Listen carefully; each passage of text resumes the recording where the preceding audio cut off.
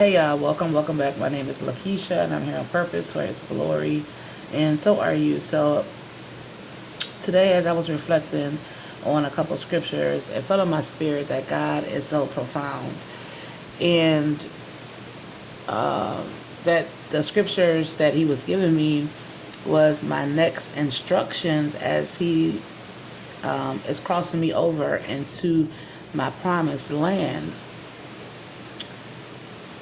And so He gave me two scriptures, and I have a prophetic word to go along with those two scriptures, okay? So the first scripture is Deuteronomy 11:11. The land you are entering to take up ownership isn't like Egypt, the land you left where you had to plant your own seed and water it yourselves as in a vegetable garden. But the land you are about to cross the river and take for your own is a land of mountains and valleys. It drinks water that rains from the sky. It's land that God, your God, personally tends. He's the gardener. He alone keeps his eye on it all year long. Okay. The next scripture is Deuteronomy 8:11. And it reads, "Be careful that you don't forget the Lord your God by failing to keep his commands, ordinances, and statutes that I am giving you today. When you eat and are full and build beautiful houses to live in, and your herds and your flocks grow large, and your silver and your gold multiply, and everything else you have increases. Be careful that your heart doesn't become proud and you forget the Lord your God who brought you up out of the land of Egypt, out of the place of slavery." So God has two instructions for you as he crosses you over to possess the land. God says to obey his commandments in order to prosper in the land. And God says in the land of Canaan is the place of the promise, abundance, and blessing.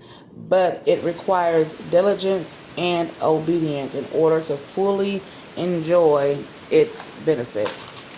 So in order for us to possess and prosper in the land, we must remain obedient to God and his commandments, okay? God also says when you go over into the promised land, don't forget about the Lord your God in the midst of your newfound prosperity. Deuteronomy 8:11 serves as a cautionary reminder to keep God at the center of our lives, even in the times of abundance. Remember, obedience to God's commandments is portrayed as expression of gratitude of his faithfulness and provision.